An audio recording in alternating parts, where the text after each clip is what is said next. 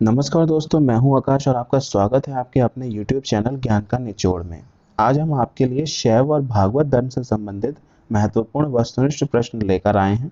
इससे पहले भी हमने सिंधु घाटी सभ्यता, वैदिक सभ्यता, महाजनपद काल, जैन धर्म और बौद्ध धर्म से संबंधित महत्वपूर्ण वस्तुनिष्ठ प्रश्नों की श्रृंखलाओं को हल किया हुआ है। अगर आपने वहाँ वीडियोज़ नहीं देखे हुए हैं तो मैं उनका लिंक आपको डिस्क्रिप्शन में दे दूँगा। तो चलिए दोस्तों स्टार्ट करते हैं। पहला प्रश्न कह रहा है दोस्तों, प्राचीन भारत के विश्व उत्पत्ति विषयक धारणाओं के अनुसार 4 युगों के चक्र का क्रम इस प्रकार है। हमें 4 युगों का क्रम लगाना है दोस्तों। तो प्राचीन भारत की जो विश्व उत्पत्ति विषयक धारणा थी उसके अनुसार जो क्रम होगा वो होगा कृत, त्रेता, द्वापर और कली, यानी ऑप्शन नंबर सी हो जाएगा दोस्तों करेक्ट। यहाँ पर कृत जो है वो सतयुग को दिखा रहा है। नेक्स्ट क्वेश्चन देखते हैं दोस्तों। क्वेश्चन नंबर 2 कह रहा है, निम्नलिखित में से कौन सा प्राचीन भारत में शैव संप्रदाय था? आजीवक, मैमत, मतमेउर या ईशान शिव गुरुदेव पद्धति? तो इसके बारे में मैं आपको बताना चाहूँगा दोस्तों कि चेदी राजवंश के अभिलेखों में, ध्यान रखिएगा दोस्तों, चेदी राजवंश के अभिलेखों में मतमेउर नामक शैव संप्रदाय का उल्लेख मिलता है दोस्तों। इसलिए इसका जो सही उत्तर हो जाएगा वो ऑप्शन नंबर सी हो जाएगा दोस्तों। नेक्स्ट क्वेश्चन देखते हैं दोस्तों। ये प्रश्न कह रहा है, अर्धनारीश्वर मूर्ति में आधा शिव और आधा पार्वती प्रतीक है किसका? ऑप्शन नंबर ए कह रहा है दोस्तों पुरुष और नारी का योग। ऑप्शन नंबर बी कह रहा है दोस्तों देवता और देवी का योग। सी कह रहा है देव और उसकी शक्ति का योग। और डी उपरोक्त में से कोई नहीं। तो इसका जो सही उत्तर हो जाएगा दोस्तों वो हो जाएगा ऑप्शन नंबर सी, देव और उसकी शक्ति का योग। इसके बारे में आपको बताना चाहूंगा दोस्तों कि जो अर्धनारीश्वर रूप है इसमें शिव की कल्पना की गई है, जिसमें पुरुष और प्रकृति या देव और उसकी शक्ति को योग दिखाया गया है। तो यहाँ पर पुरुष और प्रकृति तो है नहीं दोस्तों, इसलिए हम यहाँ पर देव और उसकी शक्ति का योग ही टिक कर देंगे। आगे बढ़ते हैं दोस्तों। आगे कह रहा है दोस्तों, नयनार कौन थे? शैव, वैष्णव, शाक्त या सूर्योपासक? तो इसका जो सही उत्तर हो जाएगा दोस्तों वो हो जाएगा ऑप्शन नंबर ए, शैव। ऐसा क्यों था दोस्तों कि पूर्व मध्यकाल में भक्ति भावना का जो प्रचार प्रसार हुआ था वो मुख्यतः दक्षिण भारत में हुआ था और वहाँ पर तमिल भाषा बोली जाती है। तो तमिल क्षेत्र में भक्ति भावना को लोकप्रिय बनाने के लिए दो संप्रदायों की मुख्य भूमिका रही थी। एक थे शैव और एक थे वैष्णव। जो शैव थे उनको तो नयनार कहा जाता था, लेकिन जो वैष्णव थे उनको दोस्तों आलवार कहा जाता था। तो ये बात आप ध्यान रखेंगे दोस्तों, यहाँ पर नयनार है इसलिए शैव है, अगर आलवार होता तो वैष्णव हो जाता। नेक्स्ट देखते हैं दोस्तों। पांचवा प्रश्न कह रहा है, इसमें से कौन अलवार संत नहीं था? पूडम, तिरुज्ञान, तिरुमंगई या पोएगई? तो इसमें जो सही उत्तर हो जाएगा दोस्तों वो ये हो जाएगा कि तिरुज्ञान जो थे वो आलवार संत नहीं थे। पूडम, तिरुमंगई और पोएगई ये तीनों ही आलवार संत थे। नेक्स्ट क्वेश्चन देखते हैं दोस्तों। नेक्स्ट क्वेश्चन कह रहा है, भागवत संप्रदाय के विकास में किसका देन अत्यधिक था?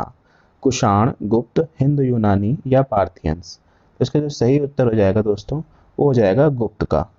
ऐसा क्यों था दोस्तों? क्योंकि भागवत और वैष्णव धर्म की बात भी की जाए तो इसका चरम उत्कर्ष जो था वो गुप्त राजाओं के शासनकाल में हुआ था। गुप्त नरेश वैष्णव मत के अनुयायी थे, ये तो सभी जानते हैं दोस्तों, और इन्होंने अपना राजधर्म भी इसे बना लिया था। तो अधिकांश गुप्त शासक जो थे वो परम भागवत की उपाधि भी धारण करते थे। विष्णु का वाहन गरुड़ इनका राज चिन्ह था। तो इसलिए हम कह सकते हैं कि भागवत संप्रदाय के विकास का देन जो था वो गुप्त साम्राज्य से आता है। अगला प्रश्न देखते हैं दोस्तों। भागवत धर्म के प्रवर्तक कौन थे? जनक, कृष्ण, सूरदास या याज्ञवल्क्य? तो इसका जो सही उत्तर हो जाएगा दोस्तों वो ऑप्शन नंबर बी करेक्ट हो जाएगा, कृष्ण। नेक्स्ट क्वेश्चन कह रहा है दोस्तों, निम्नलिखित में से किस ग्रंथ में देवकी के पुत्र कृष्ण का वर्णन किया गया है? महाभारत, छांदोग्य उपनिषद, अष्टाध्यायी या भागवत पुराण? तो इसका जो सही उत्तर हो जाएगा दोस्तों वो हो जाएगा ऑप्शन नंबर बी, छांदोग्य उपनिषद। छांदोग्य उपनिषद में मैंने वैदिक काल में ही बताया था दोस्तों कि इसमें देव के पुत्र उनको कहा गया था, इसलिए इसका ऑप्शन नंबर बी जो हो जाएगा वो करेक्ट हो जाएगा। नेक्स्ट क्वेश्चन कह रहा है दोस्तों, वासुदेव कृष्ण की पूजा सर्वप्रथम किसने आरंभ की? तो भागवतों ने की, तमिलों ने की, वैदिकार्यों ने या आभीरों ने? तो इसका जो सही उत्तर हो जाएगा दोस्तों वो हो जाएगा ऑप्शन नंबर ए, भागवतों ने की थी। क्योंकि वैष्णव धर्म का प्रारंभिक रूप भागवत धर्म के अंतर्गत देवकी पुत्र भगवान वसुदेव के कृष्ण के पूजन में दर्शित होता है दोस्तों। ठीक है, इसीलिए हम ऐसा कह सकते हैं कि हाँ, कृष्ण की पूजा सर्वप्रथम भागवतों ने ही शुरू की थी। अगला प्रश्न देखते हैं दोस्तों, निम्न में से किस देवता को कला में हल लिए दर्शित किया गया है?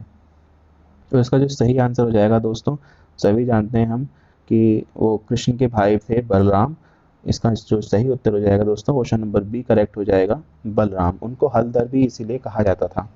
नेक्स्ट क्वेश्चन देखते हैं दोस्तों, भागवत संप्रदाय में भक्ति के रूपों की संख्या कितनी है? 7, 8, 9 या 10? तो हम सभी जानते हैं दोस्तों कि भागवत संप्रदाय में मोक्ष प्राप्ति के लिए नवदा भक्ति जो थी वो उसको मान्यता दी गई थी, इसीलिए इसका जो सही उत्तर हो जाएगा ऑप्शन नंबर सी हो जाएगा 9।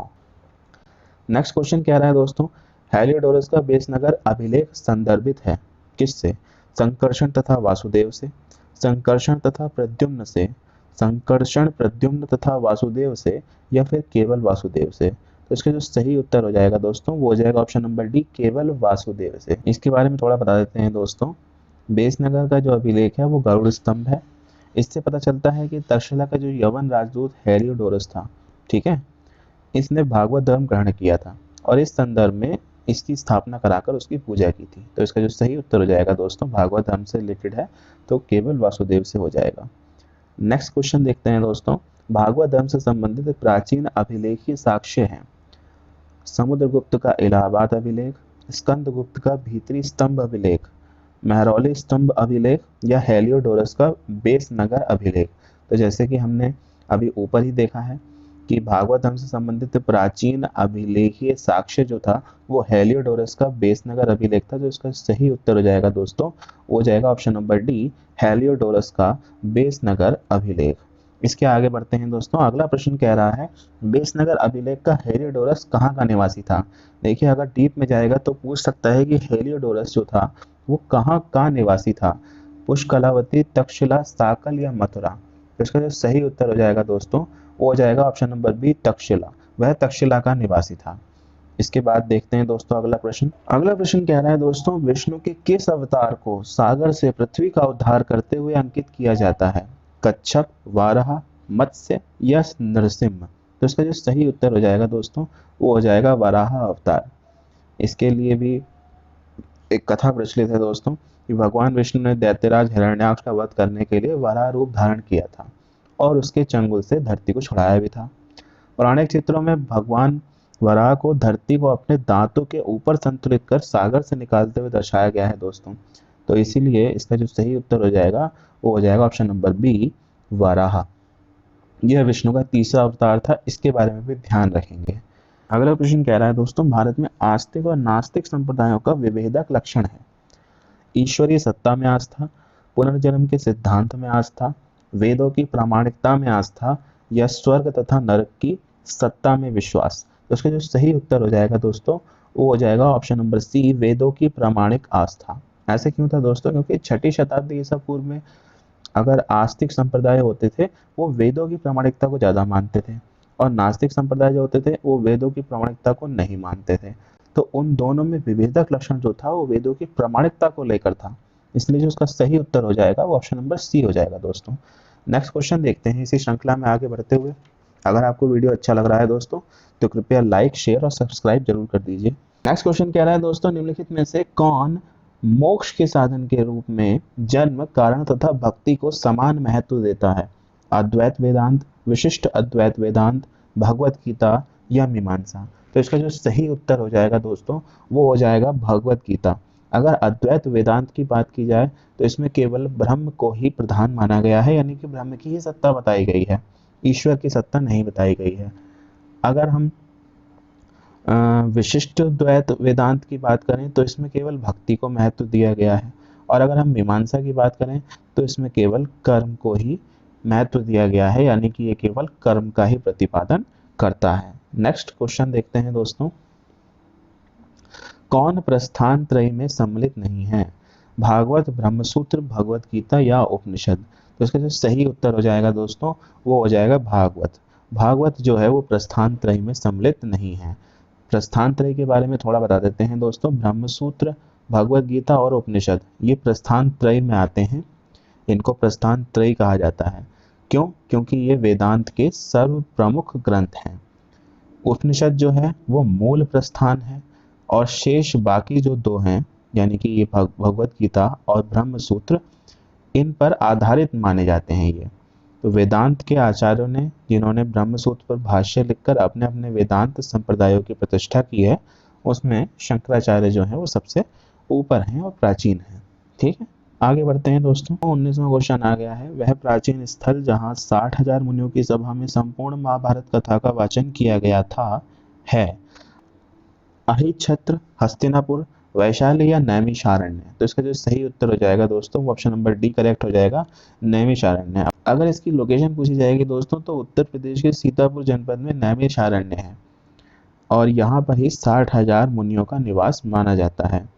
और यहीं पर ही सुत गोस्वामी ने सौनक एवं अन्य मुनियों के समक्ष संपूर्ण महाभारत कथा का वाचन तब किया था जब वे यज्ञ संपन्न कर रहे थे। रामायण के किस कांड में राम और हनुमान जी की पहली भेंट होती है? किष्किंधा कांड, सुंदर कांड, बाल कांड या उपरोक्त में से कोई नहीं। तो इसका जो सही उत्तर हो जाएगा दोस्तों वो हो जाएगा ऑप्शन नंबर ए, किष्किंधा कांड। इसके बारे में बता देते हैं दोस्तों, रामायण जो है वो वाल्मीकि द्वारा लिखा गया है और ये संस्कृत भाषा में लिखा गया है। इसमें कुल 7 कांड हैं और किष्किंधा कांड चौथा कांड है दोस्तों।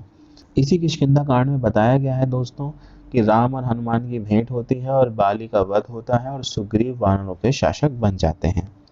नेक्स्ट क्वेश्चन देखते हैं दोस्तों, पुरी में रथ यात्रा किसके सम्मान में निकाली जाती है? भगवान राम के, भगवान विष्णु के, भगवान जगन्नाथ के या भगवान शिव के?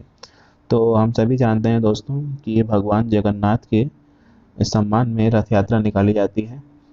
देखिए, हर साल आषाढ़ माह के शुक्ल पक्ष में उड़ीसा के पुरी में भगवान जगन्नाथ यानी कि कृष्ण, बलराम और सुभद्रा के सम्मान में ये रथ यात्रा निकाली जाती है। तो कृष्ण, बलराम और सुभद्रा के सम्मान में पुरी में रथ यात्रा निकाली जाती है।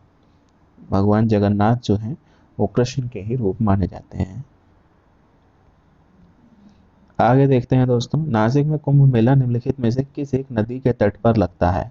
ताप्ती नदी, नर्मदा नदी, गंगा नदी या गोदावरी नदी? तो इसका ऑप्शन जो करेक्ट हो जाएगा दोस्तों वो ऑप्शन नंबर डी हो जाएगा, गोदावरी नदी। ऐसा क्यों है दोस्तों? क्योंकि नासिक में प्रत्येक 12 वर्ष के अंतराल पर कुंभ मेला गोदावरी नदी के तट पर लगता है और नासिक के अलावा यह हरिद्वार में गंगा जी के तट पर लगता है, प्रयाग में गंगा और यमुना, और जहाँ पर विलुप्त सरस्वती का भी संगम माना जाता है उस संगम स्थल पर भी लगता है, और उज्जैन में क्षिप्रा नदी के तट पर भी ये लगता है। तो इसका सही उत्तर हो जाएगा दोस्तों ऑप्शन नंबर डी हो जाएगा, गोदावरी नदी। आगे बढ़ते हैं दोस्तों, अगला प्रश्न देखते हैं। अगला प्रश्न कह रहा है, सूची 1 को सूची 2 से सम्मिलित कीजिए तथा सहायता से सही उत्तर दीजिए। यहाँ पर सूची दी हुई है दोस्तों और नीचे कुछ कूट दिया हुआ है। तो यहाँ पर जैन धर्म दिया हुआ है, हिंदू धर्म दिया हुआ है, इस्लाम धर्म है और ईसाई धर्म है। इनको मिलाना है तो मिलाना शुरू करते हैं दोस्तों। जो जैन धर्म होगा दोस्तों वो मिलेगा पावापुरी से, इसको मिला देते हैं दोस्तों, पावापुरी। हिंदू धर्म जो होगा दोस्तों वो मिलेगा वाराणसी से, इस्लाम धर्म जो होगा दोस्तों वो मिलेगा मदीना से, और ईसाई धर्म जो होगा दोस्तों वो मिलेगा वेटिकन से। तो इसका जो सही आंसर हो जाएगा दोस्तों वो 3, 4, 1, 2 हो जाएगा, और 3, 4, 1, 2 यहाँ पर केवल ऑप्शन नंबर सी में दिख रहा है मुझे। तो इसका जो करेक्ट उत्तर हो जाएगा ऑप्शन नंबर सी हो जाएगा, 3, 4, 1 और 2। ऐसा क्यों था दोस्तों, मैंने इनको इन्हीं से ही क्यों मिलाया इसके बारे में भी आपको बता देता हूँ दोस्तों। देखिए, जब मदीना की बात की जाती है, अगर हम शुरू से लेकर चलें मदीना की, तो मदीना पश्चिमी सऊदी अरब के हिजाज क्षेत्र में एक स्थित शहर है और यह मक्का के बाद इस्लाम धर्म का दूसरा पवित्र स्थल है, इसलिए इसको हमने इस्लाम धर्म से मदीना को मिलाया। दूसरा आता है दोस्तों वेटिकन। वेटिकन इटली में स्थित स्थलबद्ध संप्रभु देश है। स्थलबद्ध का मतलब होता है दोस्तों कि ये स्थलों से घिरा हुआ है। इसका कुल क्षेत्रफल केवल और केवल 44 हेक्टेयर है दोस्तों।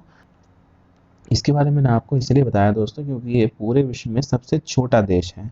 रोम के पादरी, जिनको बिशप ऑफ रोम कहा जाता है, इन्हें पोप भी कहते हैं और ये उन्हीं के द्वारा शासित होता है। ये रोमन कैथोलिक चर्च की राजधानी के रूप में भी जाना जाता है दोस्तों।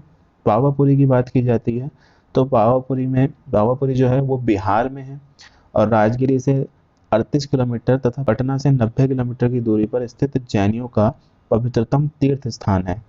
जैन धर्म के संस्थापक महावीर स्वामी की मृत्यु जो थी, अगर आपको ध्यान होगा, 527 ईसा पूर्व यहीं हुई थी।